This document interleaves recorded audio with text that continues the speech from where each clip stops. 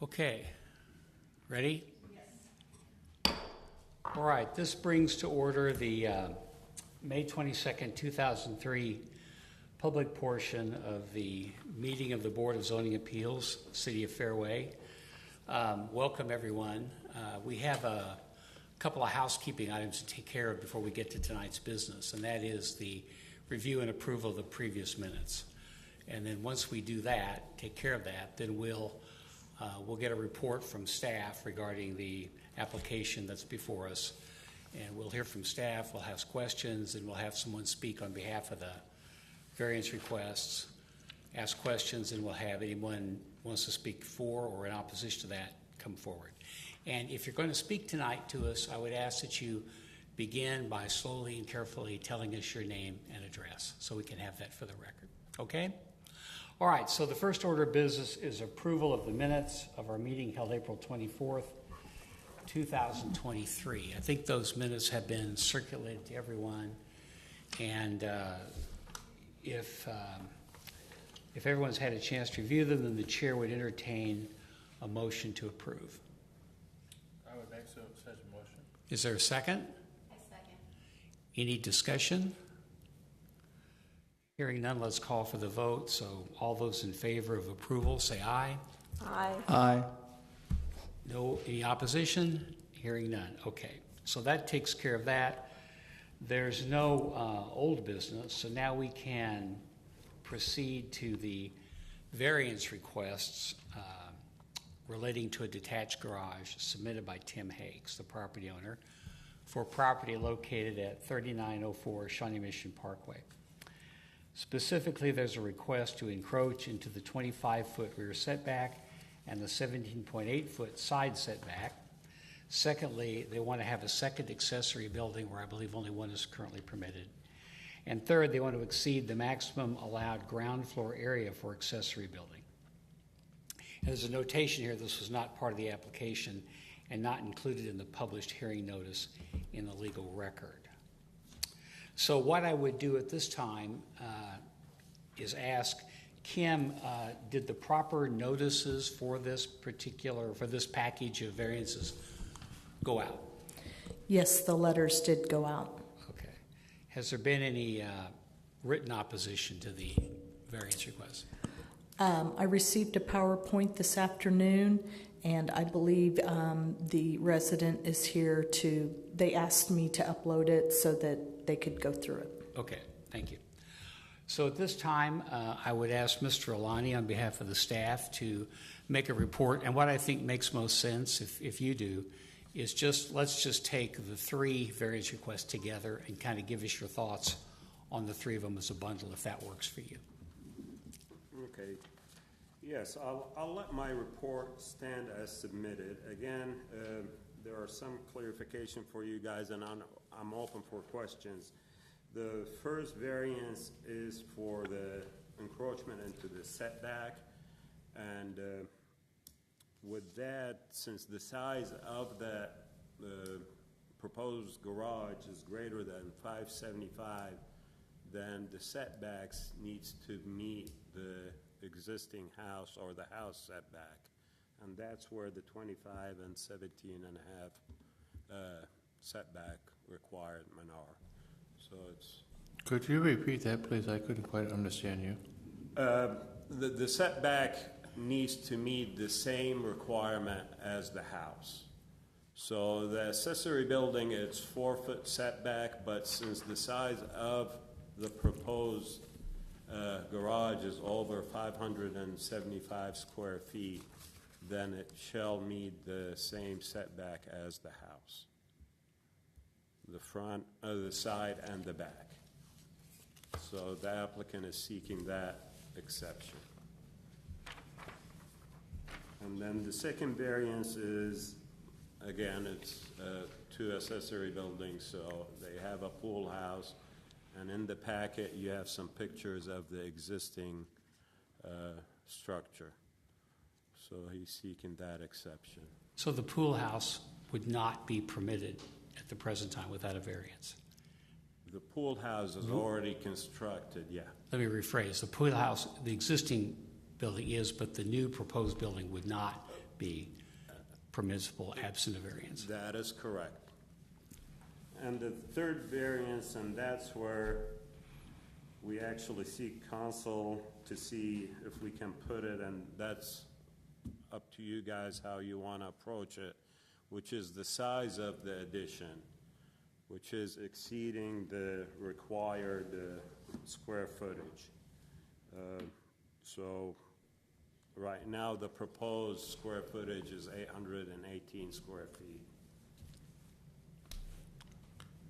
Basil, I had a question. You said it's exceeding the square footage? What do you mean by Yes, that? for accessory building, the maximum square footage is, let me see, I think it's 700, I believe it's 756. 756. That's the footprint, the floor area. That was 756, you said? Yes.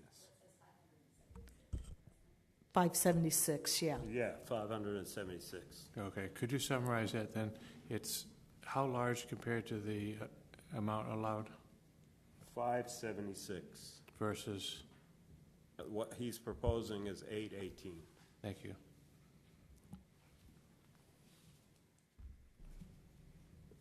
And in the packet, the applicant submitted a site plan that was not sealed, but I managed to pull the sealed document from a previous application he had.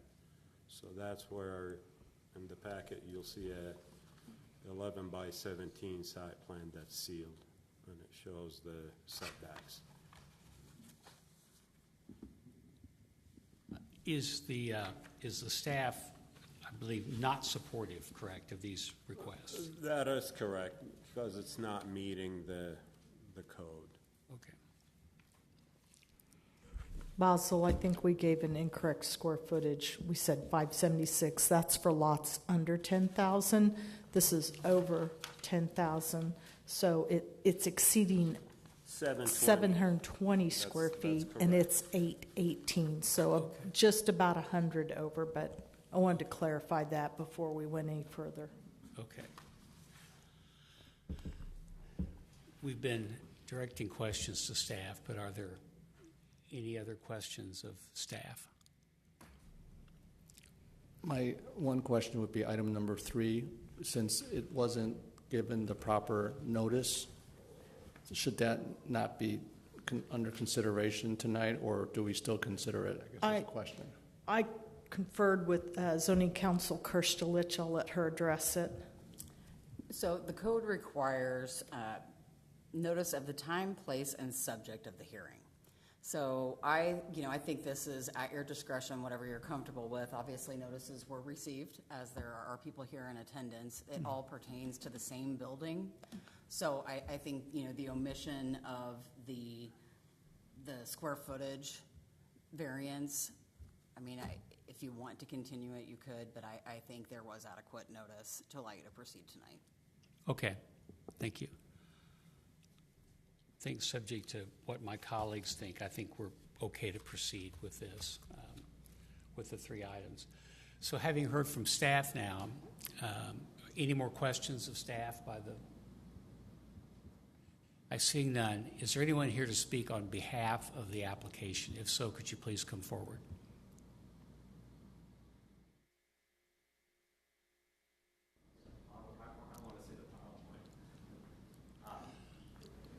Are you here to speak on behalf, in favor of? Yeah, I'm Tim Hakes. Okay. I'm the property owner, and these are I've been with my neighbors I've never met before. But I did talk to Bud McKay. I think So go ahead and give us your name and address. Tim Hakes, 3904 Shawnee Mission Parkway, Okay. Fairway, Kansas. I had 788 feet in the building structure, though, and Kim, you mentioned 800 and something. So 818 Okay. square feet. So either way, it's over the limit by something. If it's 720, I had that it was 788. They have it, it's 810. We don't need to argue about that. It's over either way. But I'm not trying to build the Taj Mahal, the Eiffel Tower here. If you look at One question, one suggestion. That is, in order to grant the variances, we have to find that the 5 criteria Okay. specified in the statute have been satisfied. Let me walk through those. So what might be, I mean, I'm happy to hear overview comments, of course, for context, but at some point, we're going to need to dive into those, because that's the only basis upon which Yeah. we have to give relief. No, yeah, and feel free to direct me on that, because I don't know the most efficient way that you guys operate, so totally fine with a little bit of direction here. I can just walk through each one if you want, just because some cliff notes, because I know you have it in the document. Want to walk through the 5 questions? Is that would be the... We do, and it's a little bit, we're in a situation where we're dealing with 3 different ones. Right.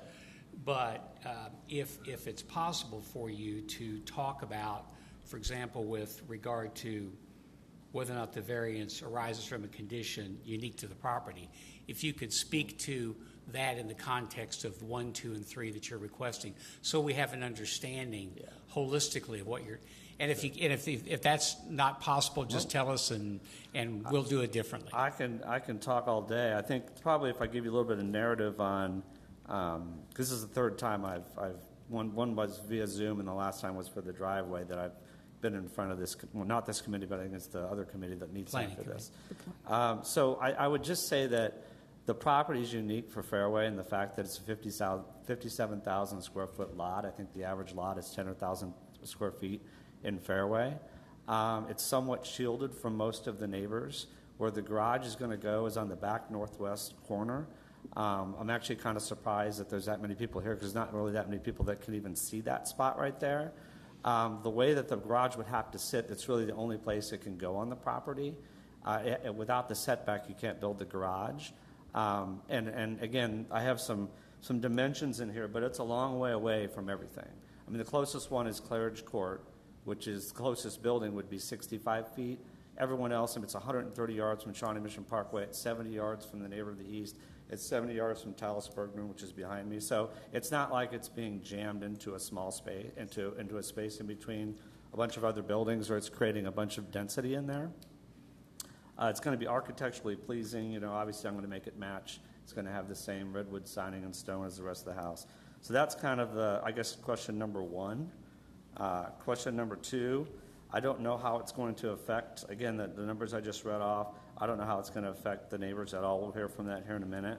Do you believe, as the proponent, do you believe that these variances will have an adverse effect on the neighbors? No, I couldn't see how it could. And tell us why not. It's so far away, there's no effect on it at all.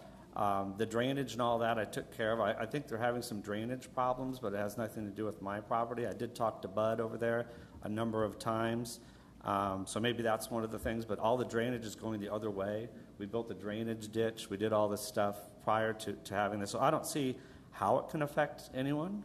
I'm going to the fence. They've taken the fence down on that west side. I'm going to rebuild that fence to make it look aesthetically pleasing and things of that nature, to come down the west property. Like when you pull in the driveway, the Claridge Court's to the west of my property, and the fence has been falling down for 20 years. And so they just recently took it down, so the fence is down. Actually looks way better now. But I was going to put a fencing in alongside the garage to help shield that. And then I was also going to work with Bud on doing some landscaping and things of that nature on the old fence line where they took the fence down. So we're working on that right now. Again, I was going to do this first, but so I don't see how it affects anything.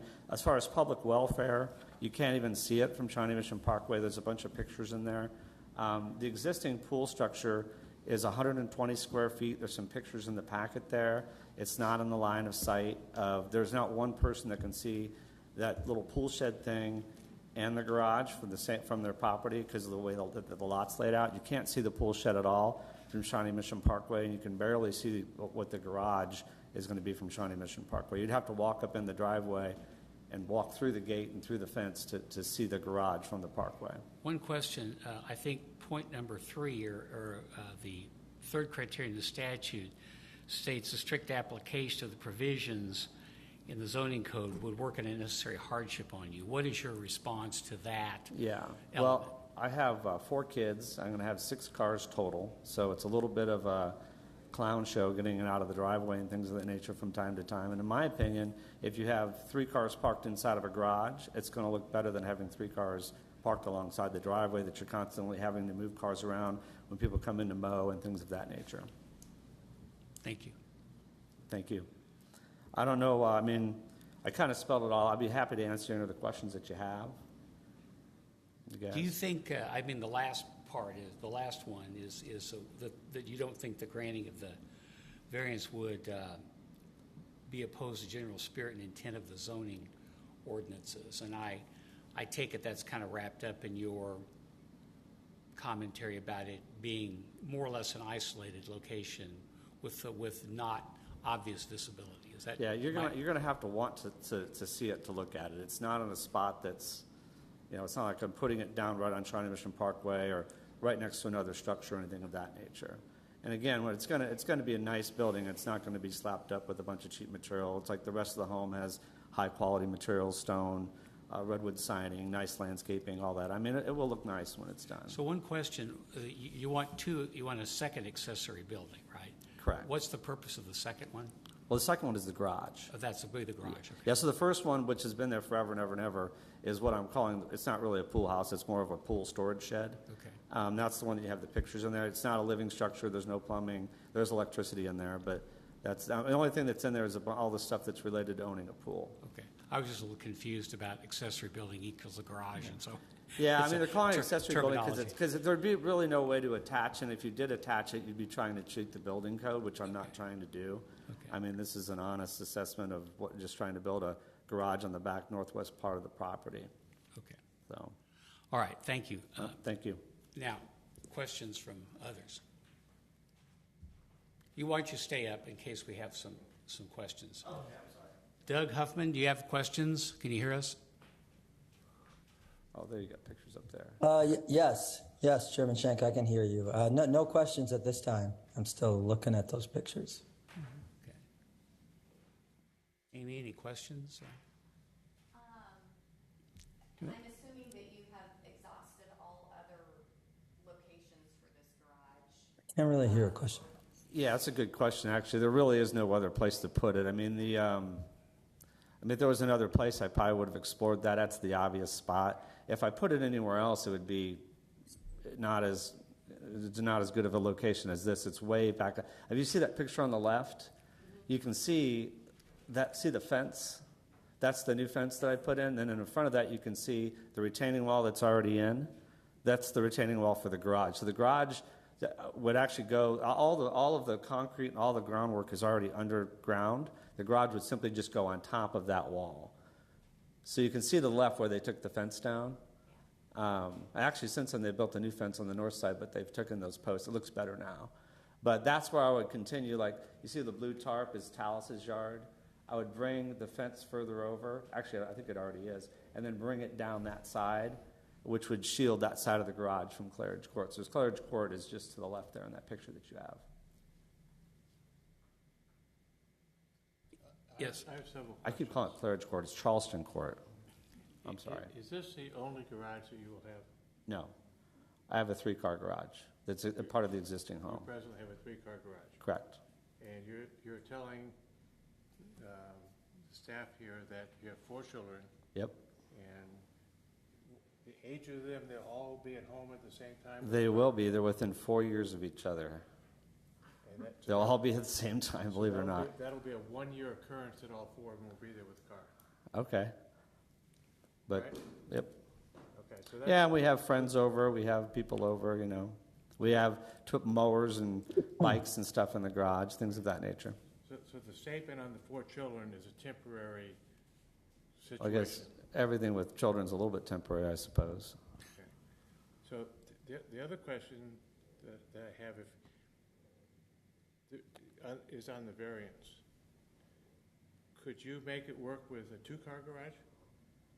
No, I don't think you could. I don't think it would meet it. Would meet what? I don't think you could. You couldn't fit a 2-car garage in the. If you did everything to code and moved it over the 14 feet, it probably wouldn't be worth the trouble. That's a good question, though. I did look at that. It would be like a 1-car garage. The answer probably doesn't answer the question. I mean, if you pulled it forward toward Shawnee Mission Parkway. You can't pull it forward because of the way let's see if I have a picture. You can't pull it forward anymore. You'd have to go from west to east. If you pulled it forward, it's right on the edge of the concrete slab. I don't know if I have a picture of that. Let me see if I do. Well, let me finish my sentence here.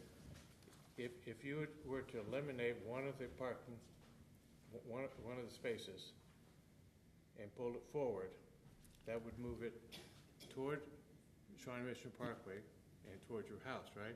No. If you pulled it forward, you can't pull it forward. Cannot pull it forward. You can't pull it forward. You could pull it to the east, okay? But you can't pull it. There's an aerial. Let me find it here. Okay, see that one up there? That's a good way to look at it. So you see where the yellow on the top left is, where the arrow comes into that? See where the wall, it's not there anymore, but the wall, if I can point to it. So the arrow's going into, there's a wall right there. So in other words, the garage doors are going to start pretty much parallel with the existing structure. So if you pulled it forward, you'd be into the existing driveway where you wouldn't be able to drive into the third bay of the existing garage. So you're saying because the driveway is there, you can't pull it forward? Can I try to point at this real quick? Well, we have it in front of us, but Board member Stafford, it's a side entry garage. It's a side entry garage. So if he pulls it forward, then he's going to lose A garage stall. a garage spot. that was exactly what I was getting at. Is you would drop it to a two-car garage. The existing garage. Where is the existing garage? The existing garage is, Do you see the GF 935? it's right there. Right there. That's the existing garage. GSG, To, Right here. to the right of that. right there? So when you pull in, you don't pull straight in. You pull in and then you enter from the side. Okay, you have okay. That's not clear on the map. Yeah, that's for sure. Okay, Yeah. so there's no way that GF means existing garage to me. I don't know what that means. That's yeah.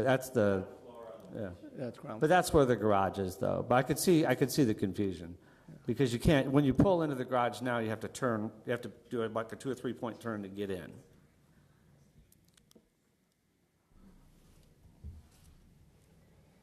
But it could go to a two-car garage if you were to eliminate one. If you moved the wall, there'd be no way to do it along the back property line because there's just not enough room.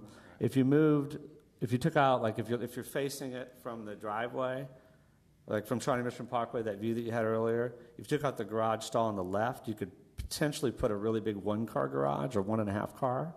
Probably wouldn't be worth the time to do it, but maybe you could do that. So you're saying you need a 6-car garage? Yes.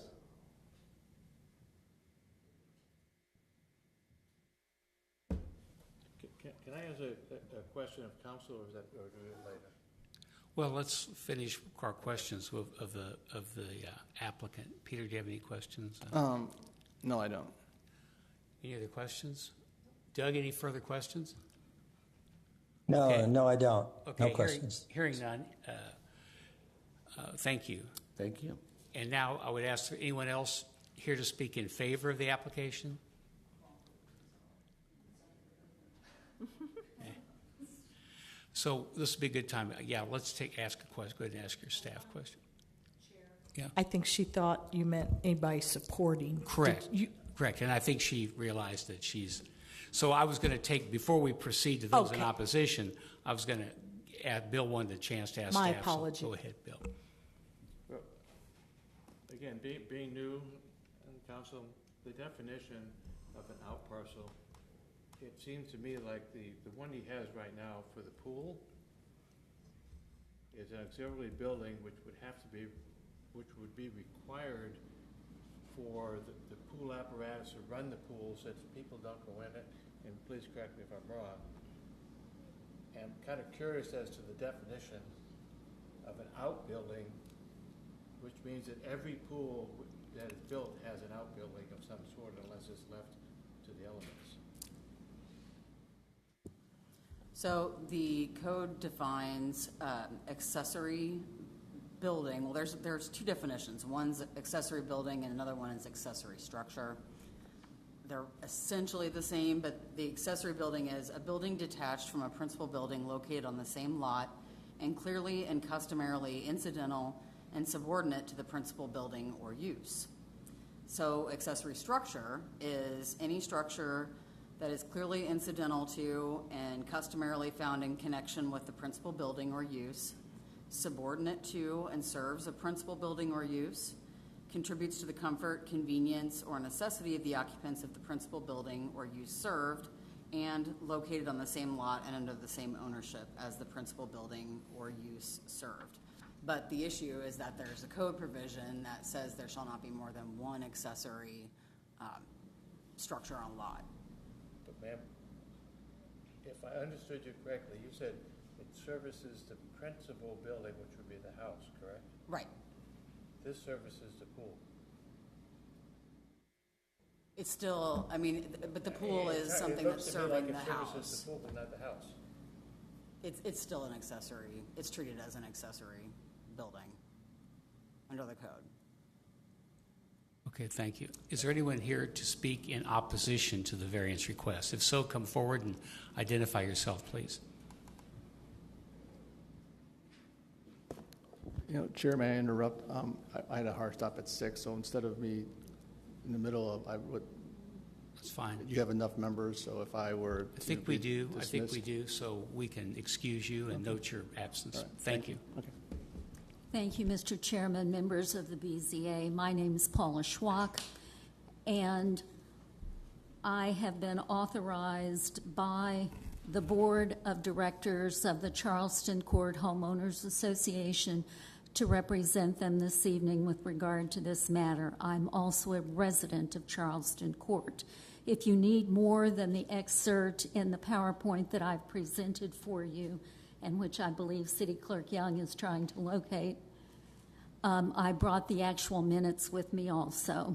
So any representation by Mr. Hake that Bud, who is his neighbor, believes that this is fine and dandy would be an incorrect statement. Let's talk about the site conditions. To protect the structures themselves, if you're familiar with Mr. Hake's site, the buildings run almost in a line from the garage, through the house, out to the front yard. The ground slopes gently away from those structures, as would any intelligent owner want the ground to slope away from the structure. So the ground not only slopes from north to south, meaning from the property line behind these buildings and behind Charleston Court towards Shawnee Mission Parkway, but because of how the buildings have been constructed on Mr. Hake's lot, it also slopes from east to west, away from the house towards Charleston Court.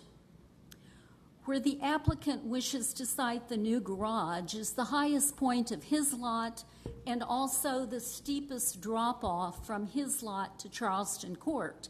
Now, who sees that particular part of his lot? Anyone who lives in Charleston Court can see where he would put this 18-foot tall structure, which would be the equivalent if you're standing in the flat portion of a Charleston Court lot, side yard, that abuts his property. It's going to look like a 4-story building. So we object to that visual intrusion so close to our property line. The other site condition that bears noting is the water from the roof of this new garage, which will slant very steeply from the south to the north. The question is, where is it going to drain to if you're only 4 feet from our lot line? Unless you force all the guttering to the east side of that building, that groundwater off that steep slope can go only one place, and that's down the hill to Charleston Court. To make it go to the trench that was put on this site to accommodate additional driveway and parking, you'd have to pump it to get it there. If you would look on the PowerPoint at about the third slide, which shows the existing site, and the black line is one that I've drawn in. Now, you can only see part of the site here, but this is the area that most affects Charleston Court. Along that black line, because of the regrading of the site to accommodate the expanding driveway, that land forces water back into Charleston Court lot. If you go to the next slide, you can see that there's a gap between the property that faces 53rd Street, owned by Mr. T. Bermanis, and you can see the new fence that Mr. Hake has constructed. Sort of in between is this growing pile of leaf debris, which we would not like to see as a permanent condition. If you'll go to the next slide, you will see a 6-inch, what I believe is a 6-inch, I'm not an engineer, piping coming out of the ground along this retaining wall that has been put in place that would become the footing for the new garage, and that is dumping water directly onto Charleston Court property. And the erosion is evident to the naked eye if you're out on the site. If you go to the next page, you will see Mr. Hake's existing 3-car garage and what I think is the I-beam for the new garage.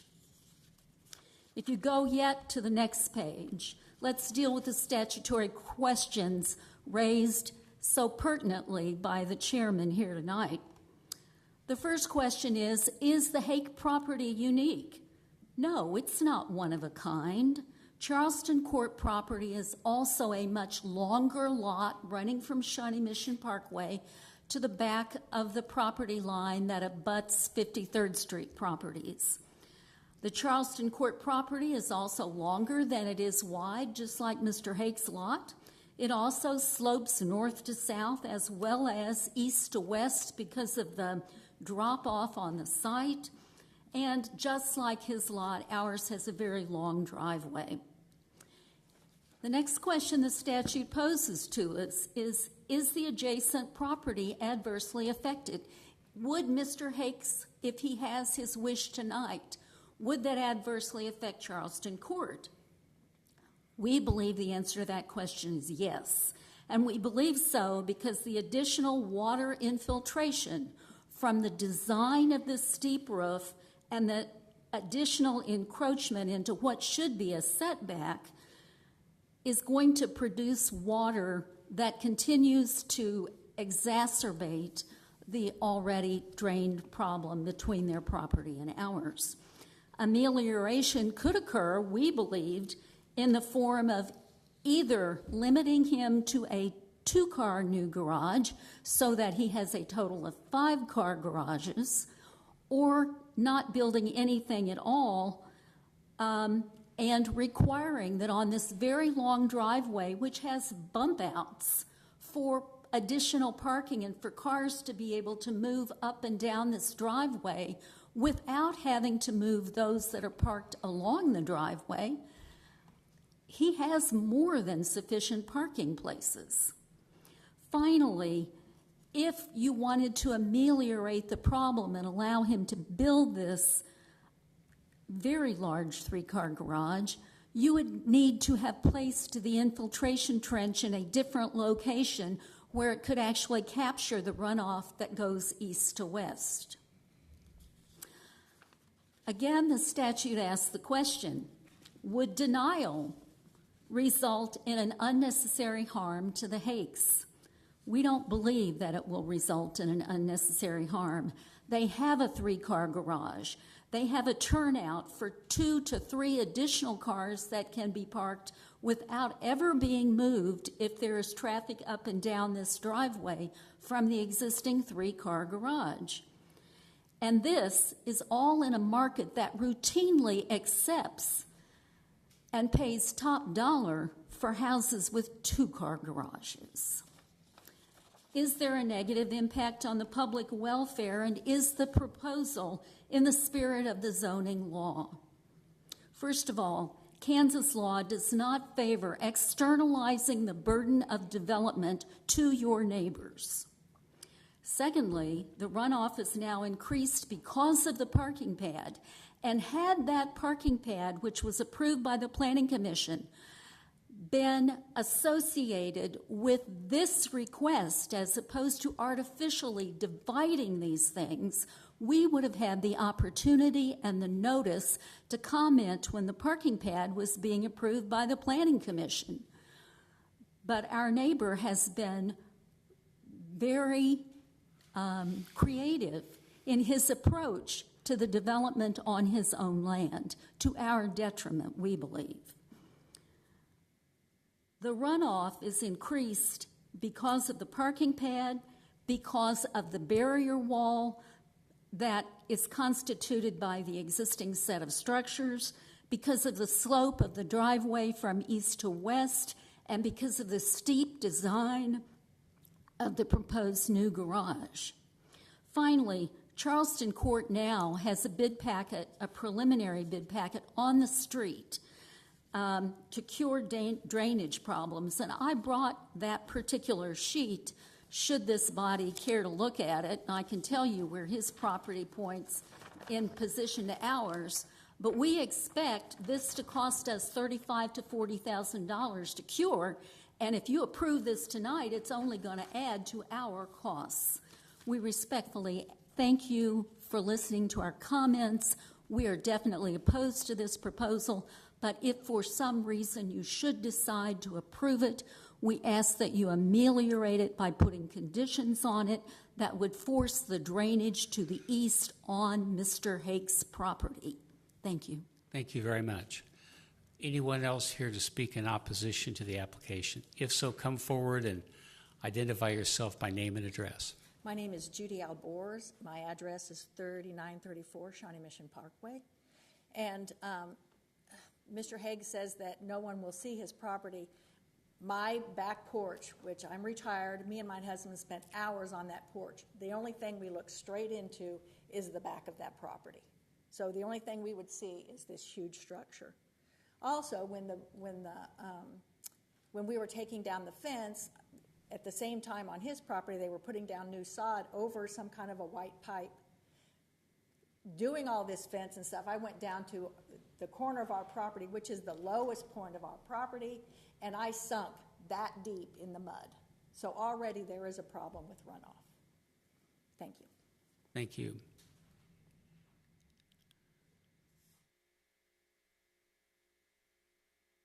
My name is Michael Ann Kincaid. I live at 3946 Shawnee Mission Parkway. My condo is actually the furthest one in the back.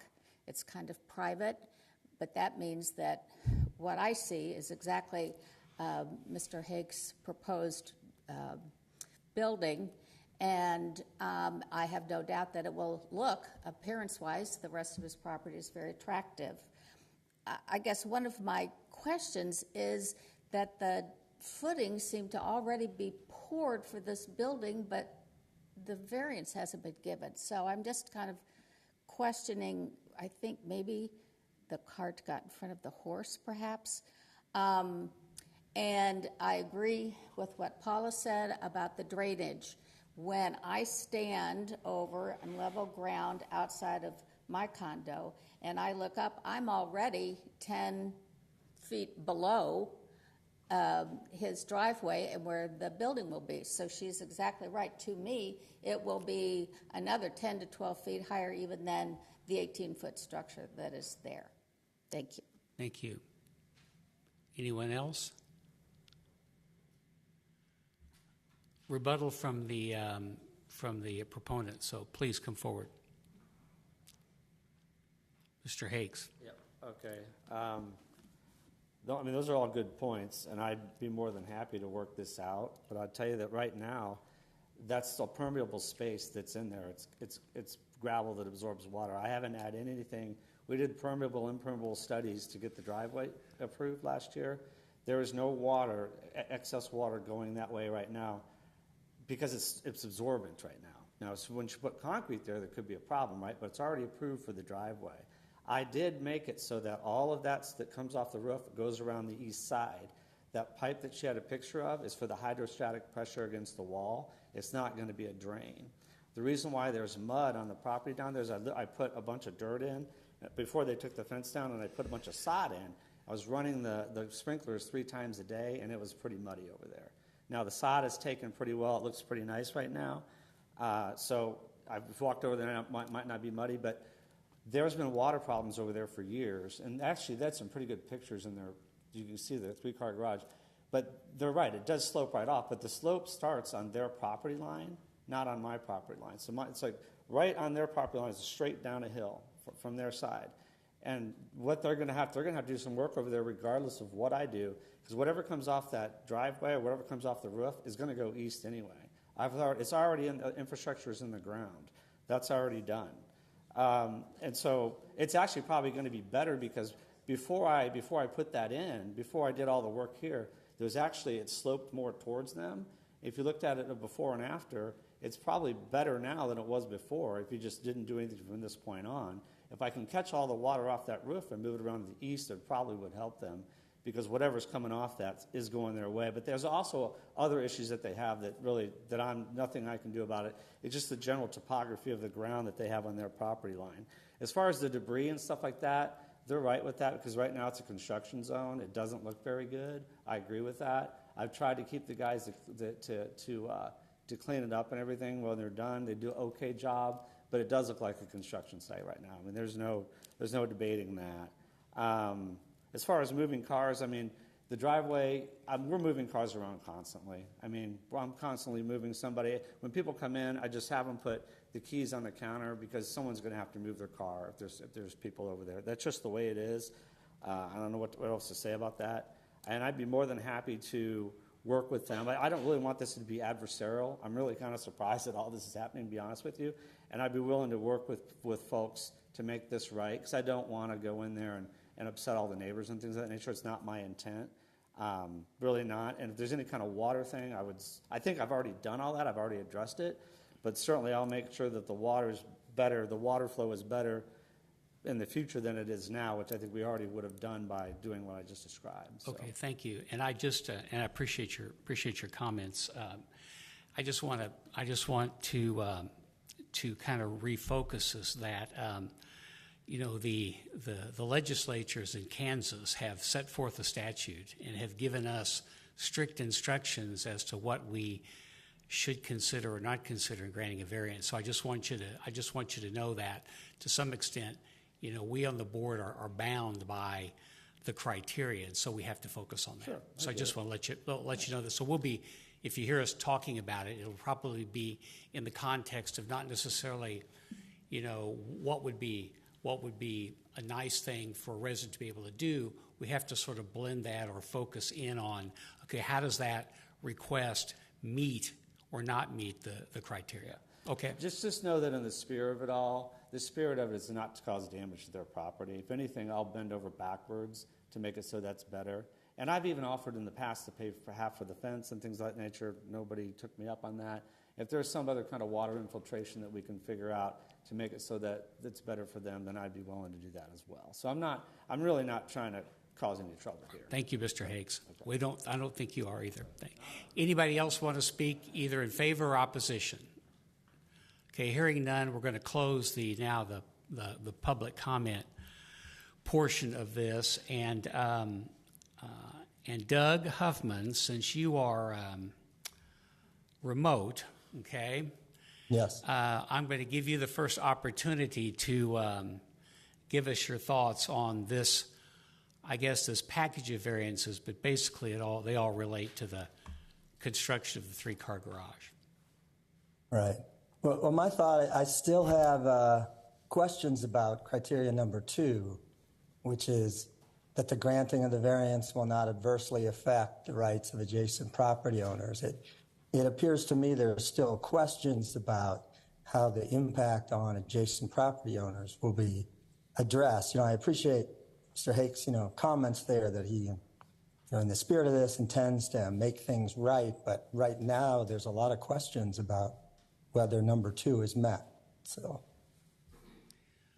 Amy? That'd be my initial thought. I'm sorry, Doug, were you finished? Yeah, I was finished. I was just saying that's my initial thought, is I have concerns that number 2 is not met. Amy? I agree with Doug. I'm having trouble hearing that. Is your mic on there? Yeah, I agree Oh, with. there you are, Amy. Thanks. Yeah, and it sounds like you guys are kind of working independently of each other, and maybe if you can get together and talk some more. I don't know. I don't think right now number 2 is being met. I think there will be animosity amongst the neighbors, and I think that would be the one. Bill, thoughts?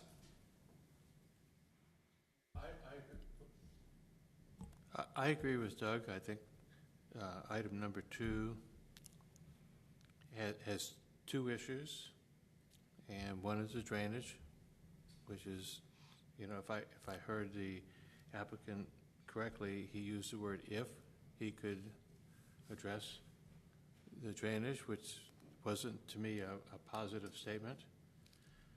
And the height of the structure, to me, looks like it's something that he's building for his aesthetics, and may not be the aesthetics of the adjacent property owners, which have expressed their concern with this 18-foot structure. I think most garages are, and I could be completely wrong, are not quite that tall in order to get a car in. And I would like to reserve the ability to make an additional comment when I take another look at these statutes. Marcia, thoughts?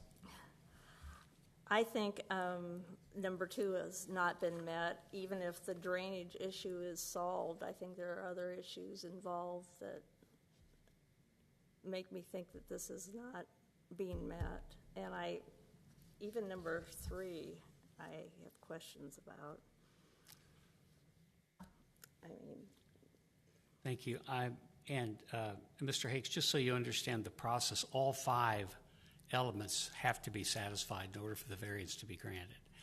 And along with my colleague Marcia Downs here, I think that, it's hard for me to believe that a strict application of the zoning rules here really work an unnecessary hardship on you, given what you already have. And I apologize if that seems harsh, but I think that it's a harsh statute in a way, because it requires us to to find unnecessary hardship. And I think another 3-car garage is probably, given the territory you have there, and by the way, it's quite lovely because I was out there. I think it's probably hard for me to agree that number 3 criteria has been satisfied. So I think since all of them have to be satisfied, and we've only got maybe at most a couple of them that arguably are satisfied, my sense of the panel is that we're not going to approve these variances. And so at this point, if that's true, the chair would entertain a motion to deny the applications. Is there a motion?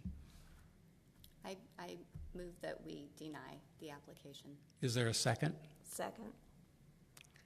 Any further discussion? If not, we'll call the question. So all in favor, I guess, of the motion to deny, say aye. Aye. Aye. Any opposed? Okay, so the variances are not approved. I want to thank everybody for their presentations.